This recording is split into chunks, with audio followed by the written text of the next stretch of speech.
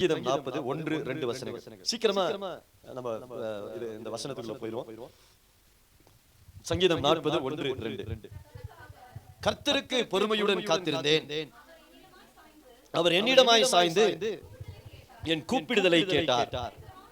பயங்கரமான குழியிலும் உளையான சேற்றிலும் இருந்து என்னை தூக்கி எடுத்து என் கால்களை கன்மலையின் மேல் நிறுத்தி என் அடிகளை உறுதிப்படுத்தி. 3 நமது தேவனை துதிக்கும் புது பாட்டை அவரின் வாயிலை கொடுத்தார்.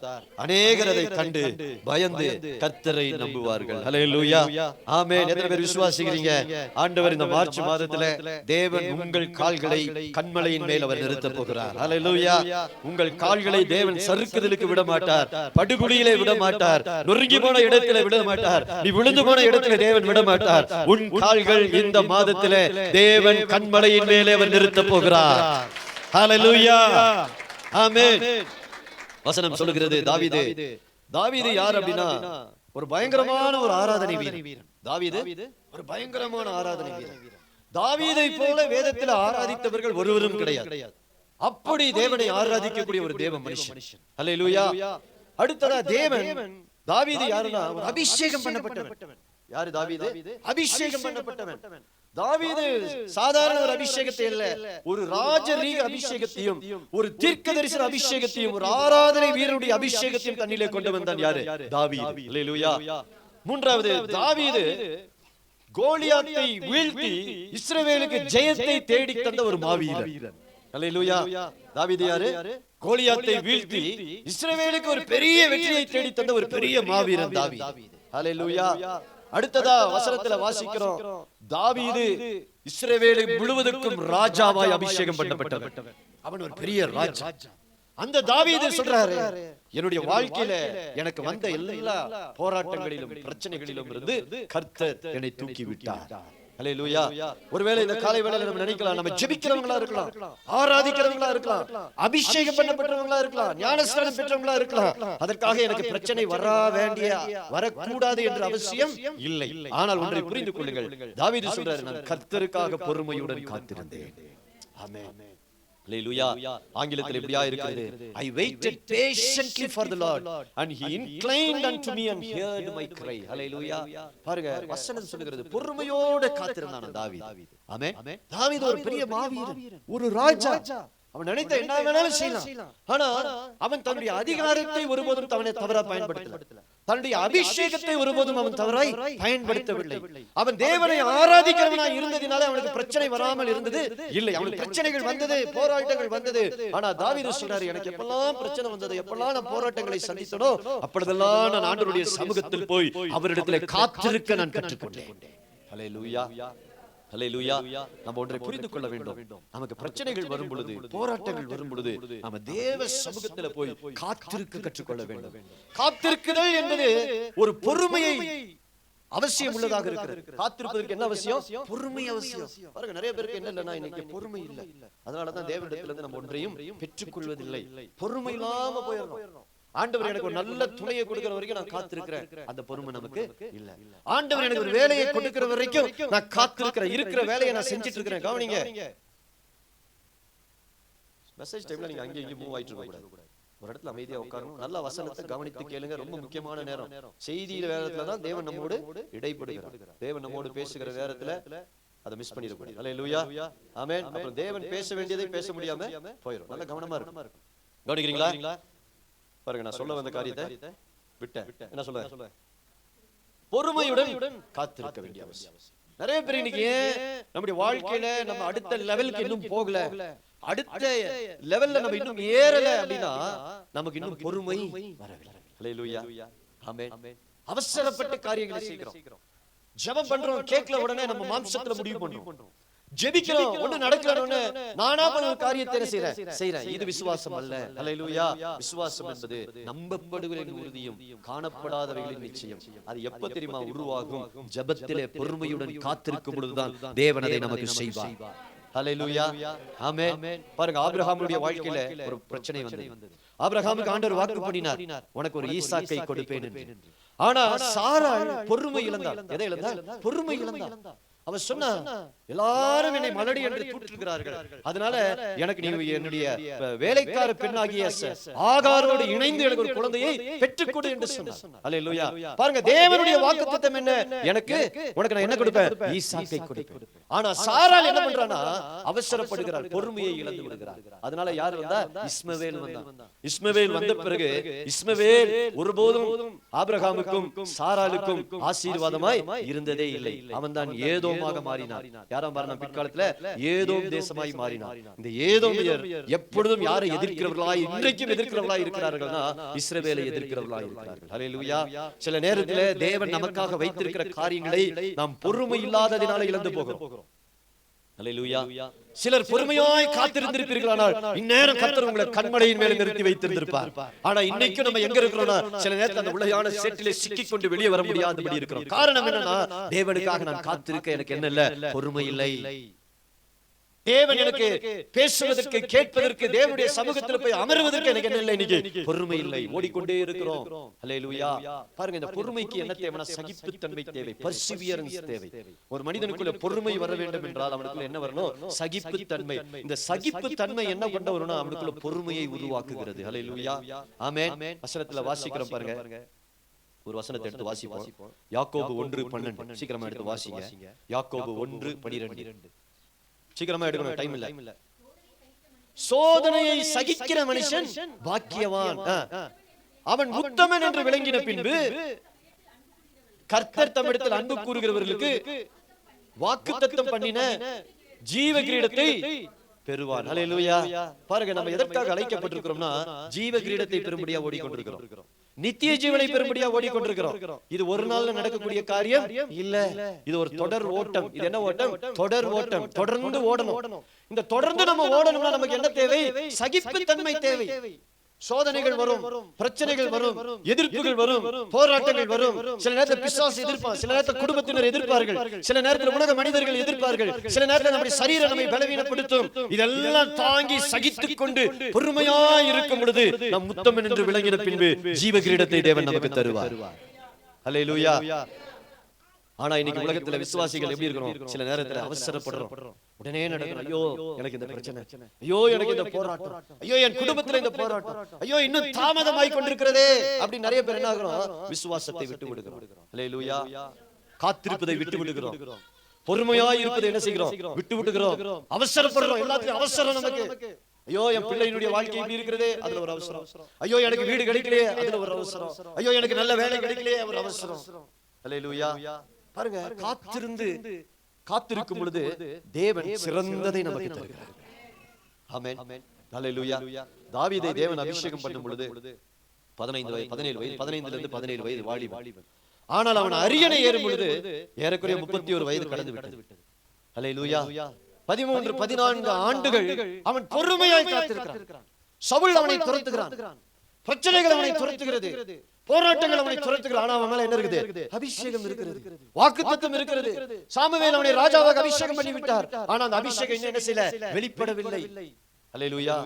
உடனே தாவீது பழையபடி ஆடு மேய்க்க போயிட்டானா? இல்ல, பொறுமையாய் காத்திருக்கிறான் தேவன். அதான் சொல்றான், நான் கர்த்தருக்காக பொறுமையுடன் காத்திருக்கிறேன். ஹல்லேலூயா.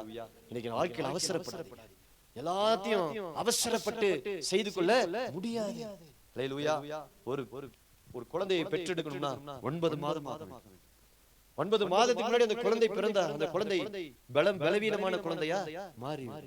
வசனம் சொல்லுகிறது, துரிதமாய் கிடைத்த ஆசீர்வாதம் முடிவிலே சித்தி பெறாது என்று சொல்லப்பட்டது. எல்லாம் உடனே நான் விரும்புகிறபடி எல்லாம் உடனே நடந்துச்சுன்னா என் புத்தி மாறி நான் சம்பாதிச்சதெல்லாம் தொலைச்சிருவேன். ஹல்லேலூயா. ஆமென். கடந்த நாட்களில் ஒரு வாலிபனை சந்தித்தேன்.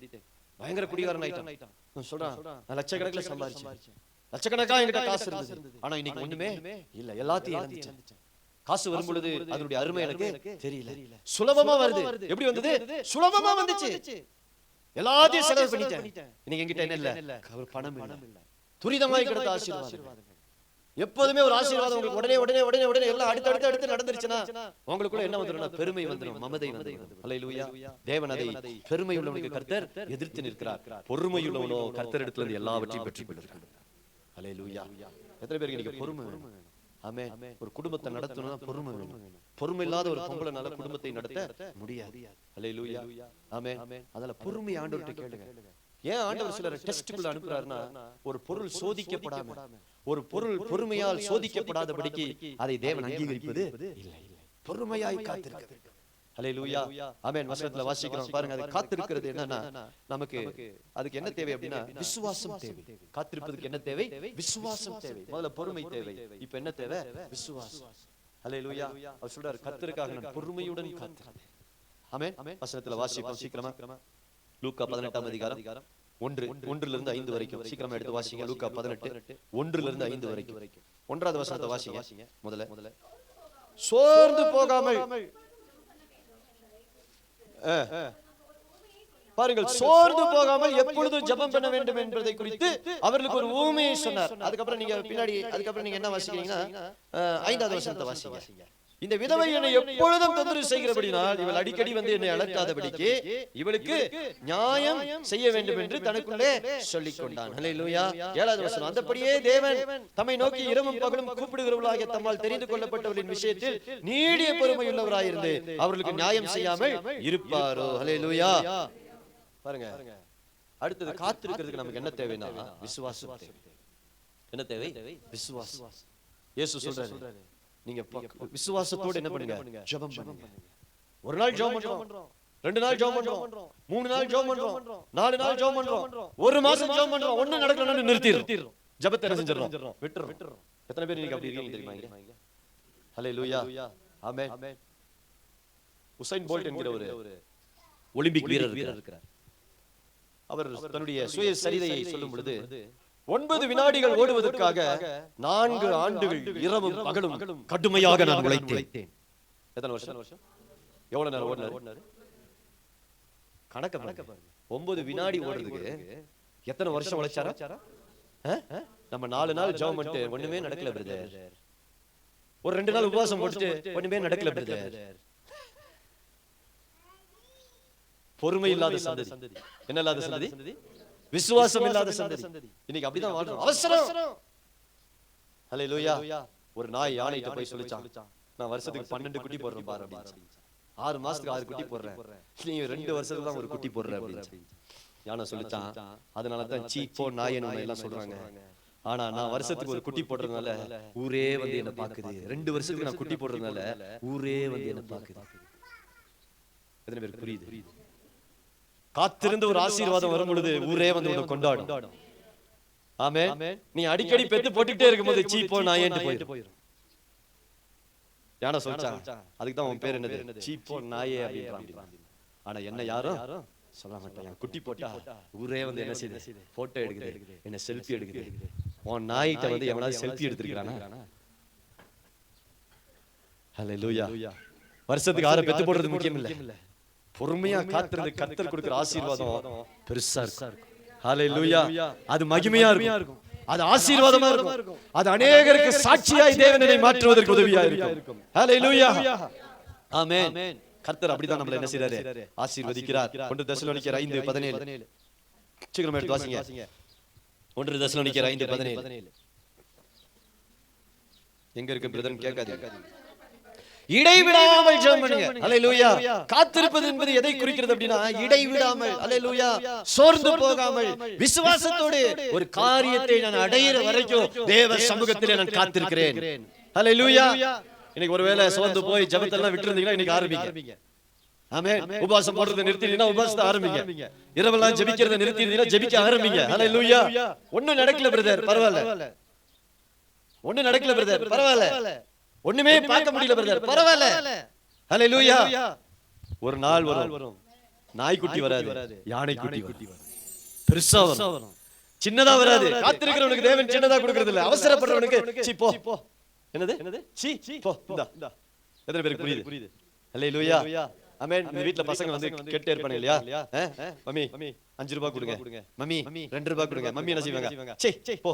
எவ்வளவு? 5 ரூபாய் 2 ரூபாய். ஆனா இந்த பொறுமையா ஒரு குழந்தை இருக்கும் பாருங்க, வருஷத்துக்கு ஒரு டைம் பெருசா ஏதாவது வாங்கிக்கும். அவன் தான் ஒண்ணுமே கேட்கறது இல்ல. வருஷத்துக்கு ஒரு டைம் அவனுக்கு பெருசா நான் ஏதாவது கொடுக்கிறேன். எத்தனை பேருக்கு புரியுது? ஹல்லேலூயா, ஆமென். நீங்க ஆண்டவர்ட்ட பொறுமையா இடைவிடாம இருந்தீங்கன்னா சிறந்ததை தேவன் தருவார். ஹல்லேலூயா. எத்தனை பேருக்கு பெஸ்ட் வேணும்? நீங்க விரும்புறது வேணுமா இல்ல பெஸ்டா இருக்கிறது வேணுமா? அல்லேலூயா, ஆமென். நான் ஆண்டவர்கிட்ட எப்போதுமே கேட்பேன், ஆண்டவரே நீங்க எனக்கு எது கொடுத்தாலும் பெஸ்டா கொடுங்க. அதுக்கு 1 வருஷம் ஆனாலும் பரவாயில்ல, 2 வருஷம் ஆனாலும் பரவாயில்ல, 3 வருஷம் ஆனாலும் பரவாயில்ல, இல்ல 10 வருஷமே ஆனாலும் பரவாயில்ல. நீங்க கொடுக்கறத நான் என்ன செய்றேன், வாங்குறேன். ஆனா நான் வாங்கும் பொழுது இந்த ஊரே அதுக்கு சாட்சியாக இருக்கும். அல்லேலூயா. ஆண்டவர் அப்படிதான் நம்மளை ஆசீர்வதிப்பார்.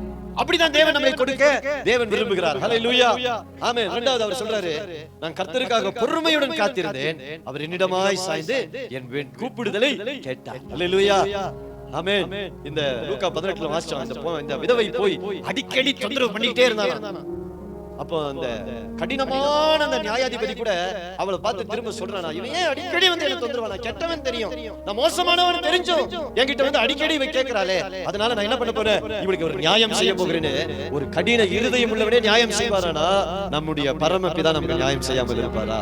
ஹல்லேலூயா. நமக்கு நீதி செய்யாமல் இருப்பாரா? நம்ம ஜெபத்தை கேட்காம இருப்பாரா? அவர் ஜெபத்துக்கு பதில் கொடுக்கிற தெய்வம். ஹல்லேலூயா. இத்தனை வருஷமா நீங்க பண்ண எல்லா ஜெபத்துக்கும் நான் ஆண்டவர்கிட்ட நீங்க ஜெபிக்கிறது, நான் ஆண்டவரே இந்த மார்ச் மாசம் உம்முடைய பிள்ளைகளுக்கு அற்புதத்தின் மாதமாய் மாறட்டும் ஜெபிக்கிறேன். ஹல்லேலூயா. அதிசயத்தின் மாதமாய் மாறட்டும் ஜெபிக்கிறேன். அடையாளங்களின் மாதமாய் மாறட்டும் ஜெபிக்கிறேன். தேவன் உங்களோடு இடைப்படுகிற மாதமாய் மாறட்டும் ஜெபிக்கிறேன். தேவன் உங்கள் எல்லா ஜெபத்திற்கும் இந்த மாதத்திலே பதிலை தருவாராக. ஹல்லேலூயா.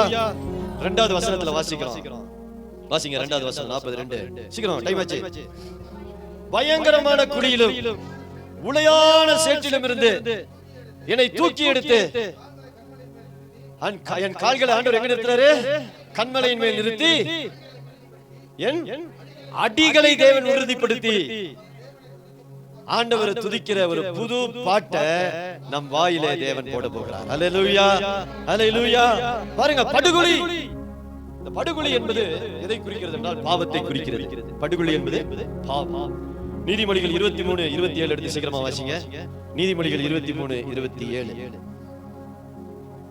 சீக்கிரம் பாருங்க, வசனம் என்ன சொல்லுதுன்னா, ஒரு வேசி, ஒரு விபச்சாரி அல்லது ஒரு பாவம் செய்கிற ஒரு ஸ்திரீ அவ எப்படிப்பட்டவளா இருக்காளாமா, ஒரு ஆழமான படுகுழி. அப்படின்னா பாவம் படுகுழிங்க. பாவம்ன்றது என்னது, படுகுழி.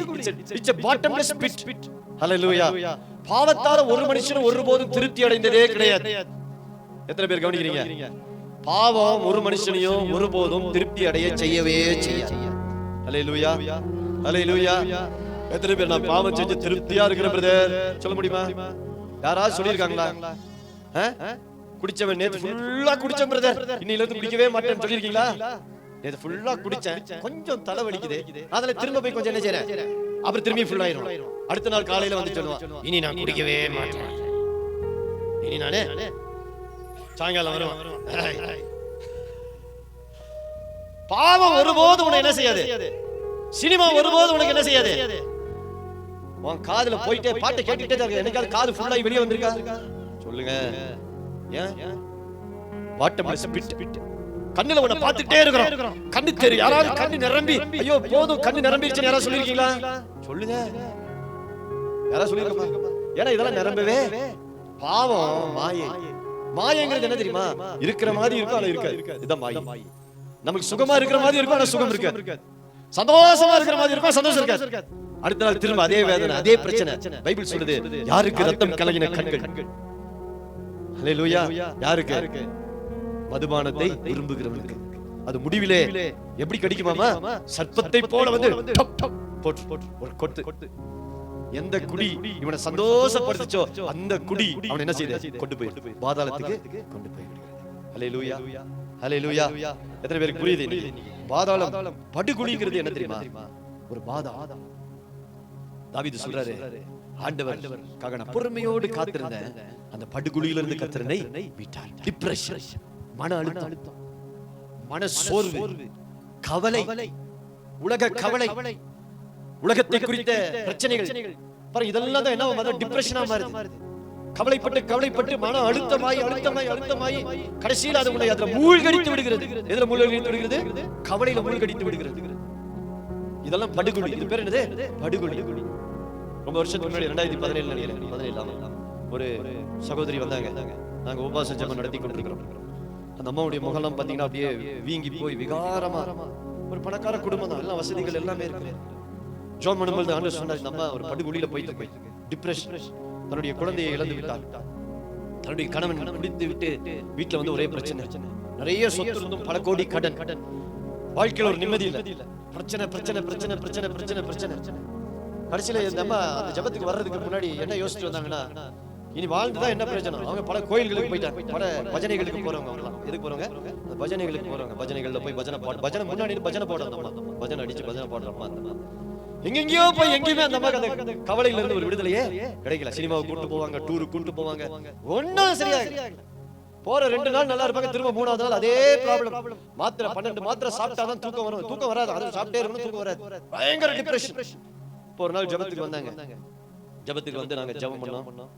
பாண்டவர் சில வெளிப்பாடுகள் எல்லாம் கொடுத்தார். ஜெபம் பண்ணிட்டு வீட்டுக்கு போனாங்க. ஒரு வாரம் கழிச்சு திரும்ப வந்தாங்க. எப்படி இருக்குன்னு கேட்டோம். இப்ப எனக்கு எவ்வளவு பரவாயில்ல, மனதெல்லாம் கொஞ்சம் தெளிவா இருக்கு அப்படின்னா. திரும்ப வந்தாங்க. திரும்ப ஜெபம் பண்ணோம். பொறுமையா இருந்தோம். 1 வருஷம் அந்த அம்மாக்காக ஜெபம். எத்தனை வருஷம்? அந்த அம்மா டிப்ரெஷன்ல இருந்து வெளியே வந்துச்சு, ஞானஸ்நானம் பெற்றுக் கொண்டிருக்கிறாங்க. ஹல்லேலூயா. இன்னைக்கு நம்ம சபையில இருந்தாங்க, இப்ப போயிட்டாங்க, பெங்களூர்ல இருக்குது. இப்ப பெங்களூர்ல 20,000 பேர் இருக்கிற ஒரு சபையில இப்ப இந்த அம்மா வந்து ஒரு ஊழியம் செய்யுது. ஹல்லேலூயா. ஆமென்.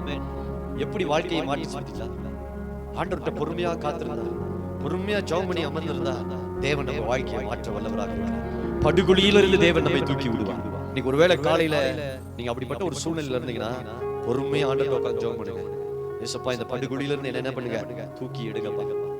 படுகுழியில இருந்து என்ன திரும்ப எடுத்து நிறுத்துங்க ஆண்டவரே. வசனம் சொல்லுது, படுகுழியில இருந்து என்னை தூக்கி எடுத்து, அப்புறம் சீக்கிரம் வாசிங்க. பயங்கரமான குழி. என்ன குழி பாருங்க. சில நேரத்துல வியாதி என்னும் குழியில விழுந்துறோம், கடன் என்கிற குழியில விழுந்துறோம், வெளியவே வர முடியல. எத்தனையோ செய்திகளை வாசிக்கிறோம், பேப்பர்ல எல்லாம் வாசிக்கிறோம். கடன் தொல்லை, தொழிலதிபர் குடும்பத்துடன் தற்கொலை, கடன் தொல்லை, கணவன் மனைவிக்கு விஷம் கொடுத்து அவர் செத்து போயிடுறாரு. எத்தனை பேர் தெரியுங்களா? அல்லேலூயா. ஆமென். ஆண்டவர் அந்த பட்டுக்குழியில இருந்து நம்ம என்ன செய்யறாரா, மீட்டு எடுக்கிறார். அப்புறம் வாசிங்க. உளையான சேறு. உளையான சேறுனா பாத்தீங்களா? புதைக்குழி. என்னது? புதைக்குழி. அந்த புதைக்குழியில போய் நின்னுட்டு எவனாவது மேல வர முடியுமா? பாவத்துக்குள்ள போய் சிக்கிட்டவன், உலகத்துக்குள்ள போய் சிக்கிக்கிட்டவன், பிசாசுகிட்ட போய் ஒருத்தர் சிக்கிக்கிட்டானா அவன் புதைக்குழியில சிக்கிற மாதிரி. எதுல சிக்கிற மாதிரி? புதைக்குழியில சிக்க, மாயையில போய் சிக்கிட்டான். அதான் பைபிள் ரொம்ப தெளிவா சொல்லுது, மாயையில போய் சிக்கிக்கிறாத. உலகம் என்னும் மாயையில போய் சிக்கக்கூடாது, சிக்கிக் கொள்ள கூடாது. இத சிக்கிட்டோம் அப்படின்னா நம்ம வெளியே வரவே முடியாது. ஆனா பைபிள் ஆண்டவர் தாவீது சொல்றாரு, இதெல்லாம் நான் கடந்தேன். கர்த்தர் என்ன பண்ணாரு, என் கால்களை என்ன பண்ணாரா? ஆண்டவரைக்காக பொறுமையோடு நீங்க காத்திருந்தா, ஆண்டவர் உங்க காலை எங்க வைக்கிறார்னா கண்மலையின் மேல் வைக்கிறார். கண்மலையின் மேல் வைத்து அடியை உறுதிப்படுத்துறார். அப்படின்னா உனக்காக ஒரு ஃபவுண்டேஷன் அவர் போட்டுறாரு. ஹல்லேலூயா. அந்த ஃபவுண்டேஷன் யாருன்னா கிறிஸ்து தான். அந்த ஃபவுண்டேஷன் கிறிஸ்துவின் மேல நிக்கிறவன், அந்த கண்மலையின் மேல் நிக்கிறவன் ஒருபோதும் அசைக்கப்படுவதில்லை. ஹல்லேலூயா. ஆமென். அவருடைய நம்பிக்கை அசைக்கப்படுவதில்லை, அவருடைய விசுவாசம் அசைக்கப்படுவதில்லை. தாவீது சொல்றார், 1000 10,000 பேர் என் பக்கத்தில் விழுந்தாலும் அது என்னை அணுகுவதில்லை, என் கண்களால் மாத்திரம் நான் அதை காண்பேன். ஹல்லேலூயா. மத்தேயு 7ல சொல்றாரு, ஆமென், என்னுடைய வசனத்தின்படி செய்கிறவனோ கண்மலையின் மேல் தன் வீட்டை கட்டினவனுக்கு ஒப்பாய் இருக்கிறான். ஹல்லேலூயா. ஆமென். நீங்க ஒருவேளை மாயையில சிக்கி இருந்தீங்கன்னா, உலக காரியத்துல சிக்கி இருந்தீங்கன்னா, ஆண்டவர்கிட்ட வந்து சொல்லுங்க, ஆண்டவரே இந்த உலக மாயைக்குள்ள சிக்கிக் கொள்ள கூடாது. நான் எதுல யாருடைய பிள்ளையா இருக்கணும்? நான் ஆண்டவருடைய பிள்ளையா இருக்கணும். அவர் மேல் அஸ்திபாரம் போடப்பட்டவனா இருக்கணும். ஹல்லேலூயா. அப்படி இருந்தா அவன் வாழ்க்கை எப்படி இருக்கும் தெரியுமா? ஒவ்வொரு நாளும் வாயில புது பாடல்களை தேவன் கொடுத்து, தேவனும் வாயை துதியின் வாயாய் மாற்றுவார், ஸ்தோத்திரம் பண்ற வாயா மாற்றுவார், குறை சொல்லுகிற வாயா இல்ல, அவையோ என்கிட்ட ஒண்ணுமே இல்ல ஒண்ணுமே இல்ல கவலை பிரச்சனையை பேசுற வாயா இல்ல, துதிக்கிற வாயா தேவன் மாற்றி விடுவார். ஹல்லேலூயா. எழுந்து நிற்போம், கர்த்தரை மகிமைப்படுத்துவோம். ஹல்லேலூயா. Thank you Jesus. Hallelujah. Rabba Shandaradi Karabaraba. Uri Baba Marian Tarara Yandara Baraba. வாய்களை திறந்து ரீமல் கபரதனகதர பரபரப. என் வாயை துதியின் வாயா மாற்றுகிறார் கர்த்தர். என் இருதயம் துதியின் சத்தத்தினாலே நிறையப் போகிறது இந்த மார்ச் மாதத்துல. இது ஒரு அற்புதத்தின் மாதமாக, அதிசயத்தின் மாதமாக